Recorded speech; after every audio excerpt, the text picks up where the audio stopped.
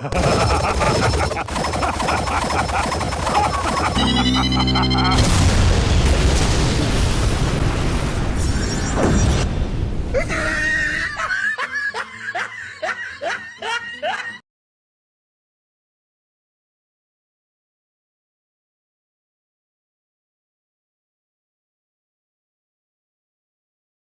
everyone, I'm Geek Freak and welcome to the video. I've got a question for you guys. If you guys wanted to watch any sort of film like horror or romance, thrillers, animations, cartoons, anime, science fiction, and all that shindig, you guys know what I'm trying to say. Where would you guys go to see movies? Well, one option is the theatre or cinema. Now some people would go to the theatre because they've been told by a friend or a family member saying that this one film is good. Or they're in school or at work saying that, oh, have you seen this movie at the theatres? It's absolutely fantastic. And usually we would all get on the bandwagon and go and watch that movie that everyone else has seen. And it's always the brand new movies that we all go and see. And it's always the mass population that always watches the brand new stuff. Which isn't bad, I'm not knocking the new stuff. Or maybe you don't want to go to the theatres, maybe you want to go back home and just watch it on Netflix. Usually people watch media, videos, online all the time these days. It's either online or on YouTube, Dailymotion, or on Netflix, DVD, you know, that sort of stuff. And it isn't just by word of mouth. On TV, there's trailers of movie and games that's going to be coming out soon, showing us clips of the games or movies. And there's also billboards that advertise movie and games. There are posters, newspaper articles. Now, if you was a person who didn't spend all their time on the internet, you would most likely hear it from word of mouth or see a trailer on TV or on a billboard. And if it's a movie that you're interested in, you would most likely go and see it, or buy it on DVD when it comes out. Now, all these advertisements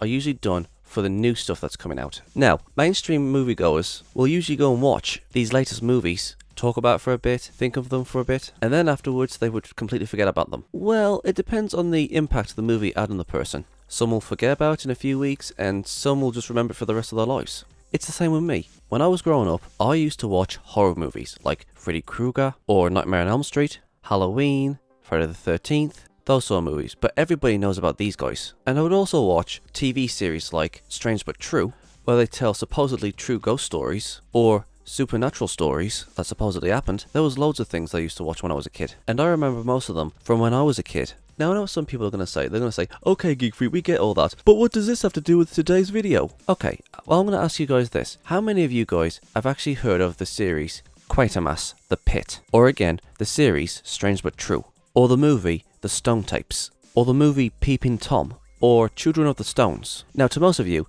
wouldn't know what these series or movies are, but since I've now told you guys the name of these movies or series, some of you might go out of your way to look up what these movies are, like what the story is, what they're about, etc. You guys know what I'm talking about.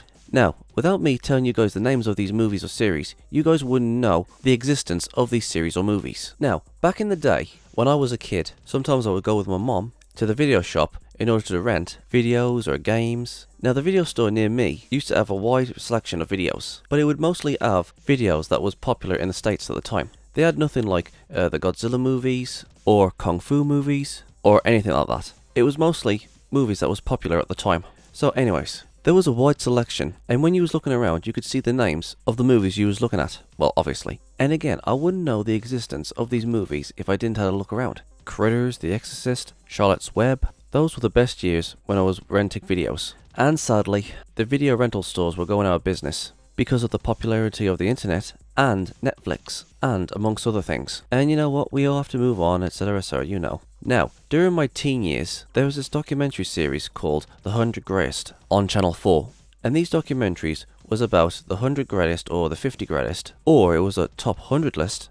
Like for example, the 100 greatest scariest moments, which is one of my favourites, or the 50 films to see before you die, or the 50 greatest documentaries, or the 100 greatest kids TV shows, or the 100 greatest tearjerkers, or the 100 greatest cartoons. But again, my favourite was the 100 greatest scariest moments. Now, on that list, it showed us clips of movies, advertisements, series, sitcoms, soaps, and I took an interest in quite a few of them. I'll give you guys a list. Shallow Grave, The Stone Tapes, Quatermass the Pit, Night of the Hunter, Day of the Triffids, Peeping Tom, War Games, Armchair Thriller, Quiet as a Nun, and most of these were really interesting, but my favourite out of all of them was Quatermass the Pit, and it's an old black and white film. Despite it being very old and in black and white, the build-up is great. Even though it can be slow at times, it's still worth watching, and I loved it. And I highly recommend you guys go and watch it. And there are two versions, the 1959 version, which is the black and white one, and then there's the colour version, the 1967 version,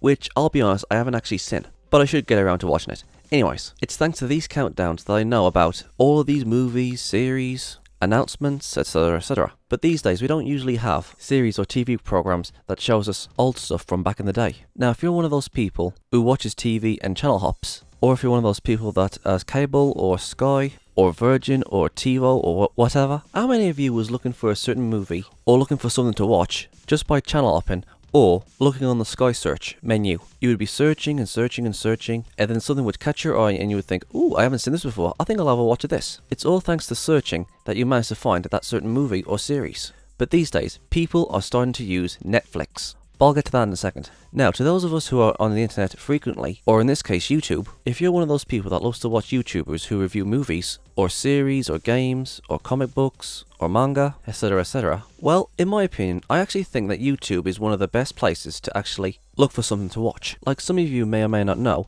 I am a huge fan of The Nostalgia Critic, and I'm also a fan of Cinemassacre's Monster Madness. And when I mean something to watch, I mean reviews. James Rolfe, or Cinemassacre's Monster Madness, is a series he does every Halloween, and he basically reviews monster movies or horror movies, and I highly recommend you guys go and watch Cinemassacre's Monster Madness as well. James Rolfe has reviewed Frankenstein movies, Dracula movies, Godzilla movies, Gamera movies, crappy old movies, fantastic old movies. They're basically horror movies. Some of them are well known, like Friday the 13th, Nightmare on Elm Street, Halloween, The Leprechaun, Hellraiser, and some of them not so well known. And most of you probably might know the Nostalgia Critic's Disney-cember, where he reviews Disney movies every Christmas. He reviews Disney films that we all know well, and there are Disney films that we completely forgot about or didn't know existed, from old to new. And there were some Disney films on there that I didn't even know existed. And there was loads of monster movies in Cinemassacre's Monster Madness that I didn't even know existed. And for that, I am really grateful to those two guys for showing me that these movies existed. There's also anime reviewers that reviews anime, well obviously, and there are gamers who review games,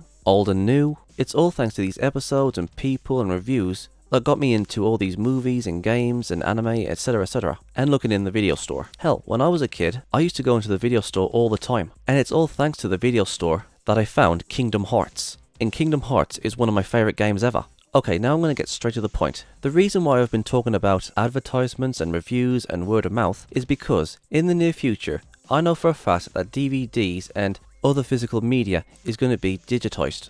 And if you ask me, I actually think that's very, very dangerous. But at the same time, it's very necessary. Now the reason why it's necessary is because, well, let's start from the beginning. When filmmaking was still young, when a movie was made, it would sometimes be recorded over or be destroyed after when it was watched. 90% of movies was lost or destroyed because nobody thought back then filmmaking was such a big deal. People just watched it and then they destroyed it or lost it. Now, who here knows Doctor Who? Doctor Who also suffered from this. After when an episode was made and shown to the public, from what I heard, they would record over the same episode in order to save money. There are over 97 episodes missing from the archives, and they are presumed lost. And there was another TV program from the 70s which was called Pipkins, and it had a puppet named Hartley Hare, a pig named Topoff, and the rest of their friends. The series had 333 episodes, and it's thanks to poor storage, only 136 episodes have survived. And there are lots of movies to this day that have gone missing, or doesn't exist anymore. And there's also TV documentaries, or TV shows that we don't see on TV or on the internet anymore, but are still around. This is the reason why all media should be digitized. Every single piece of media, including books, movies, games, audiobooks, music, every single piece of media should be digitized and put on the internet. And all of the public should have access to all of these mediums, from old to new. Lots of series and movies has been lost over the years, and I believe that it's necessary for us to do this. We need to upload every single piece of media that we have, and let the public have access to those mediums. What's the plural? I don't know. Anyways, but at the same time, it is kind of dangerous to do that. Okay, let's just say for example, in the next 10 to 20, 30 years or something like that physical media didn't exist anymore, and the only access we had to these movies and games and so on was online. Nearly every single piece of physical media was digitized and uploaded to the internet. Hell, I've been hearing rumors that gaming companies aren't going to be using discs anymore. It's all going to be digitized and downloaded to our consoles. And I don't like that. I want physical copies of these games. I want to be able to take them to a friend's house. I want to be able to trade them in. I want to be able to have them in a collection of mine. And it's the same with books and movies. I want actual physical copies as well. Let me give you guys an example. As you guys know, one of my favourite things to watch is the 100 Greatest Scariest Moments. I love watching this episode every Halloween. And for a long period of time, it was on YouTube. It was on YouTube for a good number of years. And about 3 or 2 years ago, it was taken down due to copyright. So I'm going to assume that Channel 4 took it down. And after when it was taken down, every once in a while I would try and find it on the internet. And I was looking for it for almost 1.5 years.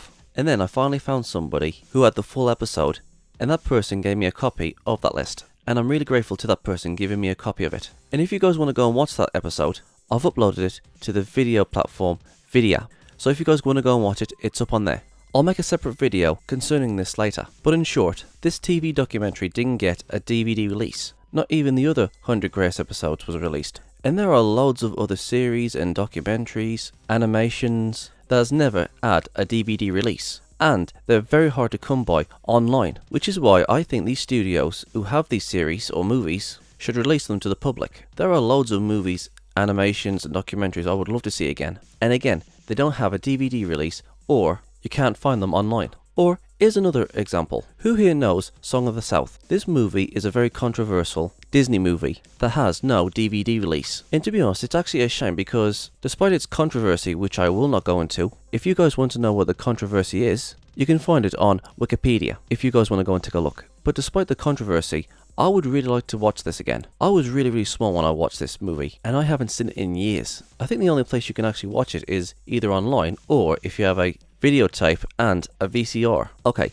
the point what I'm trying to get across is, even though I do agree that every single piece of media should be downloaded onto the internet for safekeeping, I also believe that physical media is also necessary, like books, DVDs, USB sticks, that sort of thing. There should be a digitized version, and there should also be a physical version. And the reason why we need physical media is because I don't 100% trust the internet. To some of you who may or may not know, Facebook and Twitter, YouTube have been either shadow banning or messing around with the search engine. So you won't be able to find certain Twitter users, YouTubers, searches. I think it's called the algorithm or something. And that's what I'm talking about. How can we trust these big massive tech companies with every single piece of media we upload to the internet? I mean, for all we know, they could rearrange a few things, like rewriting books or cut scenes out from movies. Now I know some of you are thinking I'm being paranoid about this, but I wouldn't put it past them if they did this. Because let's just say, for example, that physical media was all long gone after 30 years, and all the books and games and movies and so on and so forth was all digitized and put up onto the internet, and there was no other physical media, and the only way you could read a book is if you download it from the internet. Well, let me ask you guys this. How can we be sure that nobody has actually tampered with any of these online digital books? Because we wouldn't have any physical copies to recheck the whole thing. I mean, if every single piece of media was digitized and there was no physical media, they could easily take out a few lines that they don't agree with, or make a book or a game or a movie disappear completely. Or even worse, let's just say, for example, every single piece of media was digitized and there was no physical media, and either all the electricity was down, or the memory of the internet has been wiped clean, or was corrupted. Everything that man has made or written was all gone thanks to a goddamn glitch, or there was no electricity. And to be honest, it's a very scary thought that could happen, which is why it's very important to also have physical media. And not just that, we also need critics. Online critics, amateur critics, YouTube critics, everyday people critics, that will give the attention to all these medias, books, games, movies, etc. Physical media is important, and at the same time, digitizing them is also important. I want to get back to Netflix for a second. I know for a fact that millions and millions of people have this. Now, I'm not 100% sure how Netflix works, because surprisingly, I don't have it. Did I just say surprisingly? I mean, surprisingly. Again, I don't know how it works. And considering how many people actually use Netflix, I'm going to assume that there's like loads of series and movies on that thing. But saying that, I don't think every single movie and series is actually on Netflix. I mean, would I be able to see the old Godzilla movies? Would I be able to see the old black and white movies? Would I be able to watch foreign films? Would I be able to watch movies from the 70s, 80s and 90s? I'm pretty sure there's not going to be any movies that's over 30 years old. And yeah, I know I'm just guessing this. But again, Netflix is not going to have every single movie and series. Let's just say, for example, I wanted to go and watch Strange But True. Will Netflix have it? Or what about if I wanted to watch the 100 Greatest series? Would Netflix have that? I'm going to assume Netflix doesn't have that. Netflix's list is limited. It's not going to have every single movie and series on the planet. Is the Stone Tapes going to be on Netflix? Is Children of the Stones going to be on Netflix? Let's just say, for example, that you didn't know these two series, and the only thing you would ever watch was Netflix. You wouldn't know the names of these two series unless an outside source told you all about them, like an internet reviewer or your YouTube reviewer, and you went to check on Netflix to see if they had it, and I'm going to assume it doesn't have it. Okay, I'm going to get straight to the point and say it. I do strongly believe that every single piece of media that we've ever created should be digitized, but at the same time, we need to keep physical copies. To the absolute old, to the brand spanking new, to the greatest movies, games and books, music, to the absolute worst games, movies, books, music, etc, etc. Now, I would like to suggest every 5 to 10 years they re-release and remaster movies and games, etc, etc. Because there is going to be a time when your discs or whatever media they're on are going to wear and tear over the years. Hell, you could even have a crappy release of one of your favourite series and you demand a re-release. Like for example, the Dragon Ball Z Orange Bricks, which has that horrible cinematic look where they cut a little bit at the top and the bottom of the original print, which is called cropping, and the quality of the picture has gone down. They upped the contrast and it looks like shit. Which, in my opinion, I actually think that they should re-release without cropping and keeping it to the original colour. They should keep the original quality, but at the same time, make it look beautiful, like 4K or Blu-ray. And this goes towards all DVDs. Yeah, I know I was trying to shoehorn Dragon Ball Z in there a little bit, but if you ask me, I actually think that it's time for a re-release. It's already been 10 years since its release, and it's due for another one. Again, I'm shoehorning Dragon Ball Z in here. Fingers crossed for a Blu-ray. So yeah, anyways, I don't know what sort of media they're going to put all these movies, games, and so on in the future, because back in the day, we had VHSs, which were these black blocks, where you had to literally rewind them, unlike today's DVDs where you can just push a button and then you're back at the start instantly. I don't know if DVDs are going to be a thing in the next 20 years or 50 years or something like that, but whatever replaces them, I hope they keep releasing to the public. But since I can't predict the future, I'm just going to go with DVDs. Now, like I said in the video, I do believe that we need physical media. And when it comes to movies and games and music, the first thing comes to mind is CDs or DVDs.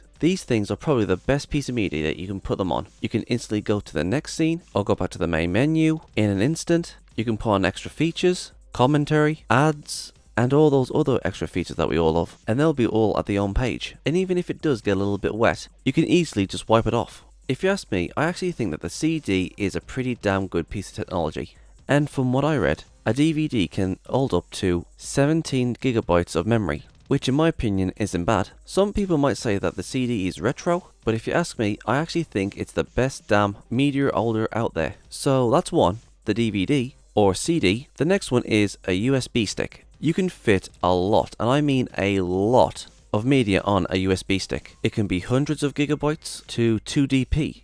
And my favorite type of USB stick is this one, the SanDisk. What I love about this USB stick is it's small, you can fit a lot on it, it doesn't take up too much room. If they had a home page on this thing, like they would have on the DVDs, then this thing would be all set. But the only problem is, the videos on the USB sticks can easily be corrupted, and your movies can be unplayable. And if I was the creators, I would try and figure out a way to make these things waterproof. So if they can sort these kinks, the USB stick would be the next big thing. So yeah, on to the next one. The third one is a plus drive. Think of this thing as a oversized USB stick. I find this thing very, very useful. These things can hold up to 4 to 10 terabytes of memory. Now instead of having a disc, you can easily buy a movie off the internet or Sky or whatever. Even if the movie is digitized, you can still have an home page like you would see on a DVD with tons of extras. And with a source storage, you could probably hold up to 100, 200 movies on this one drive. Hell, I've got myself 2 of these things, and so far I have had no problems with them, and it's been like almost 2 years. But saying that, plus drives can be corrupted or unreadable like any other memory drive. But saying that, for a short term, it has loads of space for all your movies and games. Hell, even if you bought a bunch of these things, you could put sci-fi on one and horror in the other one, cartoons in one, anime on the other one. Even though this is the much more larger version of the USB stick, the space this thing has is incredible. And if they can make it uncorruptible and waterproof, then it would be all set. But okay, let's just say for example that your videos has been corrupt. What exactly could you do? Well, there's one or two things you could do. You could have the cloud, where you can store all of your photos, music, and videos. If a video gets corrupted, you can just download it from the cloud. Or you can contact the people that you brought the video from, and you can ask to re-download it. Not a bad idea, eh? And this goes for games and music. Now, when it comes to books, on the other hand, even though you can download them in a digital book and read them on your tablet or your iPad, it's still very advisable to have physical copies. And this disappoints me because I'm one of those people that really cares about the environment, and it's a shame that many trees have to be cut down in order to create books. I tried looking up on the internet to see what other materials they could use to replace paper, so that way they won't have to cut down as many trees for books. But the only thing I could find is plastic, and plastic can be as bad as cutting down trees for books. I really do wish there was an alternative to paper, I really do. But until then, we'll just have to make do. And the final thing I want to say is this. Companies like Netflix and YouTube need competition. Instead of putting all our videos only on YouTube, I would like to suggest that we spread our videos all across the internet on all video platforms. This will give YouTube some competition, and it'll also spread the word of who we are as creators. And even if you can't get revenue on those other sites, they'll be able to find us on YouTube and be patrons. I left a link in the description box below and names to video platforms that you guys can use. And please let other people know about these video sites. And there needs to be more variety on Netflix, like the old black and white movies like Quatermass. And Netflix also needs competition. Well, that's it for me, guys. Do you think I'm wrong? Do you think I'm right? What would you guys like to add to this discussion? Please leave it in the comment sections below. And I hope you guys enjoy this video.